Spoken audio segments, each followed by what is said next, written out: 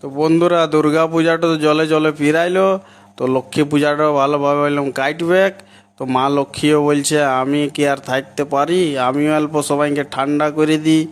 তো মা লক্ষ্মীও লাস্টে ঢেলে দিলে, ঠান্ডা করে দিলে। তো আমি চলে এলাম বন্ধুর দোকান মিষ্টি নিতে। বন্ধু রিলস দেখছে, বলছে খরিদ্দার নাই। তো এলাম দে তাড়াতাড়ি 10টা রসগোল্লা প্যাক করে দে, বাড়ি নিয়ে যেতে হবে। আর জল তোমার দেখছো একদম প্রচুর পড়ছে, ছাড়াবার নাম নাই। আমি ভিজে ভিজে বিরাই গেলুম দোকান থেকে। প্রথমে এলুম মায়ের মন্দির, মাকে প্রণাম করলুম। জয় মাগো, মা লক্ষ্মী মা, কৃপা করো মাগো, ধনে রত্নে অল্প ভরে দাও মা, জীবনটা অন্ধকার হয়ে আছে অল্প আলো করে দাও মা। তো খুবই সুন্দর সাজাইছে, খুবই সুন্দর মণ্ডপটা দেখতে লাগছে, খুবই সুন্দর মায়ের এই রূপ। জয় মা লক্ষ্মী মা।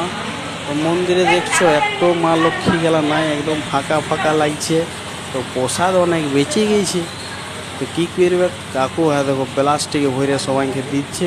বললাম দিন দাও সবাইকে। লাস্টে ক্যামেরাটা আমাকে ধরাই দিলে, বললাম ঠিক আছে চললুম ঘর নিয়ে। তা আমি বাড়ি নিয়ে চলে এলুম। এসে দেখছি আমার মা পায়েস, ফুলকা ফুলকা লুচি, ছোলার ডাল আর গরম খিচুড়ি। বললাম মা এক নম্বর, এই মৌসুমে খিচুড়ি হেভি লেবে, দে তাড়াতাড়ি খাইলি।